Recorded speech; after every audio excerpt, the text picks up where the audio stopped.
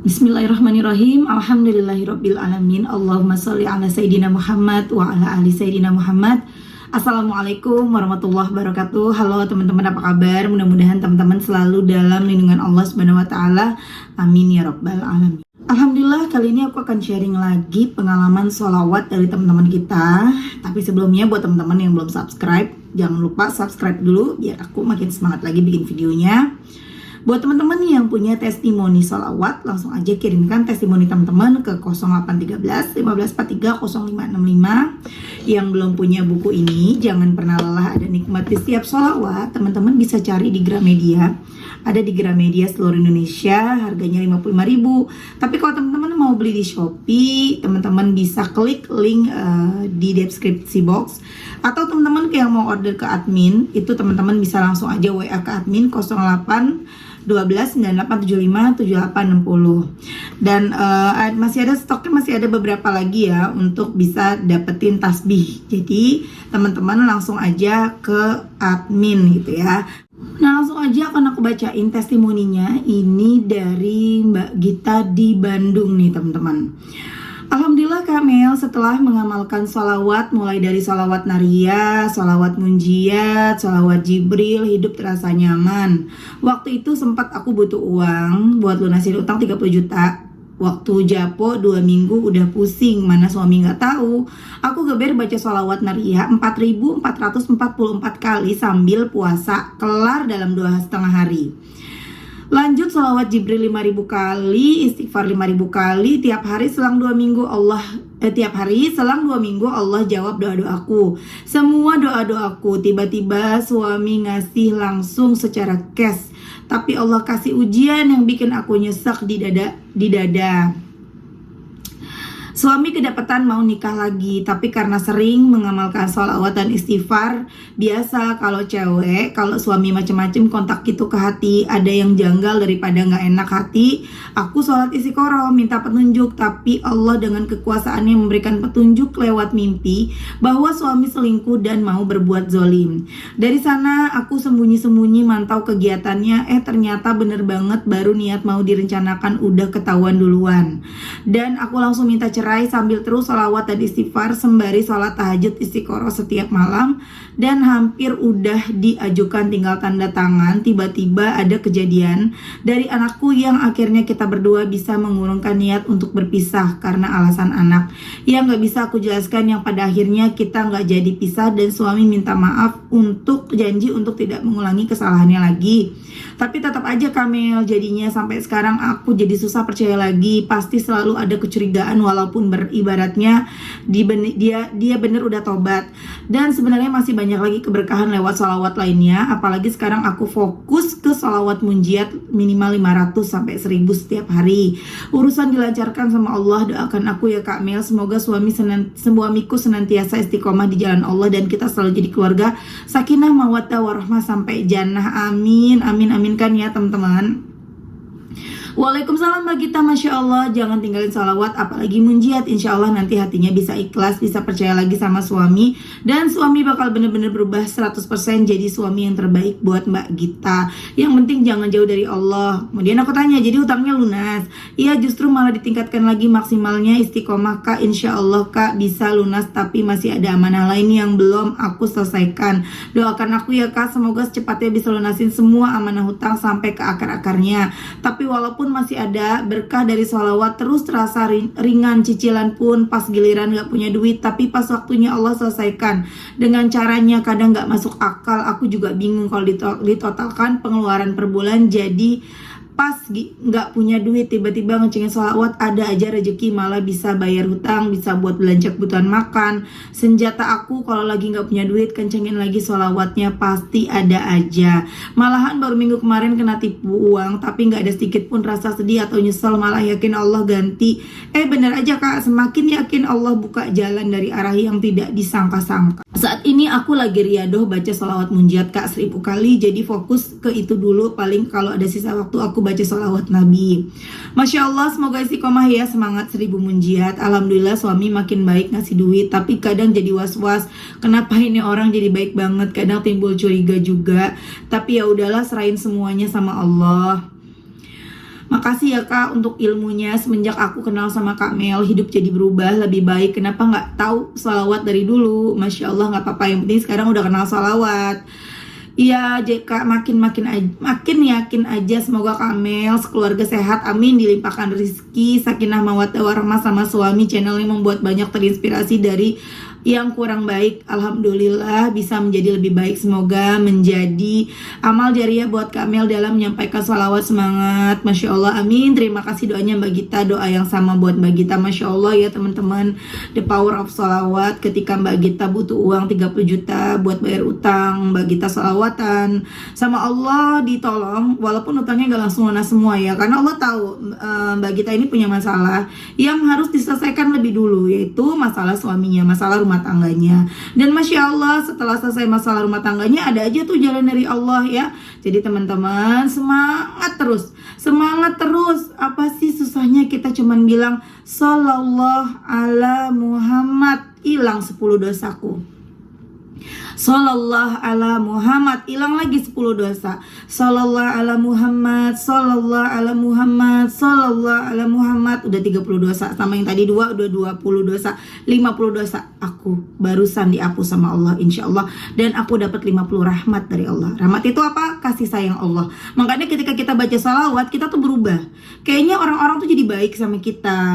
Orang tuh ngelihat kita seneng. Orang ngelihat kita tuh kayaknya gimana gitu ya. Kecuali yang orang-orang itu di hatinya ada sifat munafik ya. Kalau orang-orang munafik, dia melihat kita juga memang berubah, beda gitu loh. Maksudnya kok nih orang jadi lebih, misalnya jadi lebih bercahaya, jadi lebih cantik, jadi lebih cakep, jadi lebih teduh wajahnya misalnya gitu. Tapi dia kesel gitu loh, orang-orang munafik jadinya kesel. Ih kok nih orang malah jadi lebih dari aku sih gitu loh, gitu ya kalau orang munafik. Makanya teman-teman udah semangat baca sholawat. Walaupun hutangnya belum lunas, masalahnya belum selesai, sabar ya. Sabar, kita jangan baru deketin Allah terus kita langsung ngejar-ngejar Allah untuk buru-buru ngabulin doa kita. Kita mesti introspeksi diri, kita mesti ingat kemarin-kemarin kita jauh, sekarang kita lagi deketin Allah. Sabar aja, Allah pasti ngabulin doa kita kok. Ya semuanya tuh sudah tercatat, dicatat sama malaikatnya Allah. Semuanya tidak ada yang sia-sia teman-teman ya. Yang mungkin sekarang masih kelihatannya belum ada apa-apa, belum ada keajaiban, belum kelihatan, sabar. Ya, Allah sudah menyiapkan semuanya sebaik mungkin buat kita. Sabar. Ya, makanya dan tadi salawat munjiat ya yang dibaca, Masya Allah. Aku tidak mengharuskan teman-teman baca salawat munjiat. Salawat kan ada banyak, bebas ya. Mau salawat Ibrahimiyah, salawat Syajaratun Nukut, salawat Jibril aja deh Mbak, yang gampang, gak apa-apa, bebas ya teman-teman. Yang penting tuh istiqomah. Yang penting istiqomah. Tapi kalau aku memang lagi senang munjiat, karena aku mengharuskan diri aku baca munjiat. Kenapa? Karena aku, teman-teman tahu ya, aku punya masalah. Aku sama Allah diuji sakit. Yang sakitnya itu sakit non medis teman-teman ya. Dan yang membuat aku jadi begini ya tentunya atas izin Allah ya, menjadi ujian buat aku. Dan aku tahu siapa orangnya, masih keluarga juga tapi bukan keluarga kandung. Dan hal-hal seperti ini sering terjadi ya, dan memang gak nyangka gitu. Tapi Masya Allah, berkah dari salawat munjiat ya, sejak aku ngamalin, teman-teman yang ngikutin aku di Instagram, biasanya kan aku munjiatnya paling 500 atau kadang-kadang 200, 100, tapi aku lebih banyaknya sholat Jibril. Tapi pada saat itu aku pengen sembuh teman-teman. Aku pengen fokus munjiat aja deh. Aku pengen Allah selalu melindungi aku, karena salawat munjiat itu kan salawat penyelamat ya. Dari artinya aja, sholatan tunjina biha min jamil ahwali wal afat. Dengan salawat itu Engkau selamatkan kami dari cobaan, dari musibah. Itu kan cobaan buat aku gitu loh. Jadi ketika ada yang mau menjahati aku, Allah selamatin aku gitu loh. Kemudian aku ada lagi kan di situ salatan tujuh biha min jamil awali wal afat wa taqdilana biha jami'al hajat. Dengan salawat itu engkau kabulkan hajat-hajat kami, wa tutahhirna biha min jami'i sayiat. Dengan salawat itu engkau sucikan kami dari segala keburukan. Keburukan apa? Aku manusia biasa. Ketika aku dibenci, ketika aku kalau dibenci mending ya, ketika aku dijahatin, apalagi aku sampai dikirim-kirimin sesuatu yang bikin aku celaka, sampai aku harus 2020 aku dioperasi ya, ada benjolan dan sakitnya sampai sekarang masih suka sakit. Kemudian aku dibikin gatal-gatal kulit aku, kaki aku gitu, dan mengharuskan aku minum obat setiap hari. Kalau nggak minum obat, gatalnya nggak sembuh-sembuh gitu loh. Kemudian banyaklah kejanggalan-kejanggalan yang terjadi dalam hidup aku, sampai segala ada belatung dalam bak mandi aku gitu loh teman-teman. Di situ aku langsung mengharuskan aku baca munjiat kan, aku langsung udah baca munjiat aja. Dan ketika aku istiqomah baca munjiat, Allah mensucikan aku dari keburukan. Keburukan apa? Keburukan rasa kesel, rasa marah, rasa benci, rasa dendam ya. Dendam pasti ada teman-teman. Walaupun aku dendamnya bukan yang aku bales dia, aku labrak dia, enggak. Dendamnya tuh kayak yang suka keinget gitu ya. Ya Allah, tega banget gitu loh.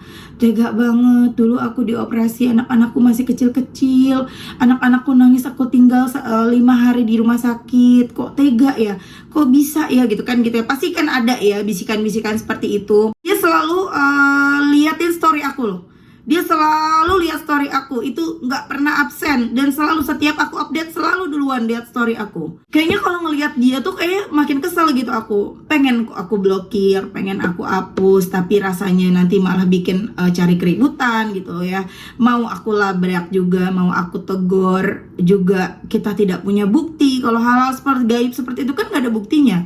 Nanti yang ada malah pencemaran nama baik ya kan. Jadi ya sudah, aku serahkan sama Allah, aku baca salawat, aku seriusin baca salawat munjiat, bener-bener 1000 nih, entah udah hari keberapa ya, mungkin ke-11 atau ke-12 hari 1000 munjiat setiap hari. Masya Allah, hati aku ini teman-teman udah berapa hari ya, udah 4 harian kayaknya, aku atau 3 hari lupa, aku tuh udah gak kesel lagi sama dia, aku udah gak dendam, aku udah gak benci. Dan ketika sholat, dulu itu aku selalu mendoakan dia. Jadi aku kalau berdoa, itu semuanya aku doain gitu ya. Saudara-saudara semua didoain, baik yang kandung maupun yang tidak kandung, aku doain teman-teman. Kemudian pada saat aku tahu kalau dia jahat sama aku nggak bisa lagi mendoakan dia gitu loh. Aku tidak bisa lagi mendoakan keluarganya. Bawaannya mau ngomong, mau nyebut namanya udah malas gitu. Tapi alhamdulillah tidak mendoakan yang buruk untuk dia gitu. Aku paling nggak bisa doa yang buruk buat orang lain. Tapi masya Allah, setelah beberapa hari kemarin aku udah nggak benci lagi. Aku bisa kembali mendoakan dia seperti dulu. Dan ketika mendoakan dia tuh benar-benar hati aku tuh ikhlas gitu. Jadi nggak yang kesel, nggak yang dipaksain gitu kan. Bisa aja kita mau maksain dia, tapi ini benar-benar nggak terpaksa teman-teman. Tapi tetap aku jaga jarak, aku waspada, karena kan biar bagaimana sudah pernah kejadian gitu ya, dikasih. Jadi menurut ya infonya gitu, aku dikasihnya itu melalui minuman teman-teman. Jadi dikenain guna-gunanya gitu, santet gitu mungkin ya, itu lewat minuman. Jadi sudah aku minum, jadi kemanapun aku berada itu udah, karena udah ada di dalam badan aku gitu loh. Tapi insya Allah, bismillah, serahin semuanya kepada Allah. Aku merasa sejak membaca munjiat jadi lebih baik lagi gitu, jadi lebih enteng ngejalanin semuanya. Ketika ngerasa ada yang sakit pun kayaknya enak aja sama baca surat Yasin. Setiap malam insya Allah baca Yasin. Kalau dulu kan sekedar baca, kalau sekarang baca terus aku tiup ke air, aku minum sendiri, jadi obat buat aku. Jadi setelah aku baca Yasin, ya Allah jadikanlah air ini berkah surat Yasin yang mau baca. Jadikanlah air ini obat untuk tubuh hamba dan keluarga hamba. Jika ada penyakit medis maupun non medis, hancurkan, hilangkan, sembuhkan. Tiup, baca Al-Fatihah sekali, kemudian aku baca salat munjiat sekali, aku tiup 3 kali, minum, cuci muka. Usap ke yang sakit, usap ke yang luka, usap ke anak-anak juga sama, suami juga sama. Jadi kita setiap malam seperti itu. Dan pernah satu malam aku nggak baca Yasin 2 hari yang lalu, karena aku benar-benar sibuk dan udah ngantuk berat. Jadi aku udah deh nggak usah baca Yasin deh malam ini gitu ya. Dan subhanallah teman-teman, itu aku aneh banget jam 12 malam, masa kamar aku tuh bau gitu teman-teman. Bau apa ya? Bau kotoran kuping gitu teman-teman. Beneran deh, aku sampai hidung aku tuh nggak enak banget. Ini kok bau kotoran kuping kataku. Bener-bener baunya nyengat banget. Aku cium anak aku enggak. Anak aku sebelah kanan kiri aku enggak. apa di bagian suamiku juga nggak. Pokoknya itu bau tuh bener-bener ada di hidung aku, bener-bener bau banget gitu, kayaknya gimana ya, tangan aku pokoknya enggak, tapi aku nyium bau banget itu di kamar aku teman-teman baunya. Dan itu ya subuh ketika sudah azan subuh hilang baunya. Ya wallahu alam lah apalah itu ya teman-teman, makanya aku nggak mau ninggalin baca yasin. Sejak itu aku pokoknya secapek apapun aku paksain baca yasin, dan munjiat pun aku paksain baca munjiat. Masya Allah. Jadi tadi Mbak Gita kencengin terus munjiatnya, mau 1000 alhamdulillah, 500 juga nggak apa-apa. Insya Allah deh nanti dengan sendirinya ya Mbak Gita bisa menerima suami, bisa ikhlas ya, dan nggak akan curiga lagi ke suami, dan suaminya juga berubah, benar-benar berubah. Beneran deh ya, coba aja terus baca soal munjiat, tapi sabar. Kita kalau lagi ngejalanin sesuatu, deketin Allah apalagi, kita mesti sabar. Kita jangan pengennya buru-buru aja teman-teman ya. Dengan kita rajin terus sholawatan, walaupun awalnya kita masih marah-marah maksa Allah, masih yang kok Allah belum ngasih segala macam, tapi ujung-ujungnya kita lama-lama ikhlas. Kita mulai benerin sholat, benerin hati, segala-galanya berubah insya Allah. Pokoknya the power of sholawat banget deh teman-teman ya.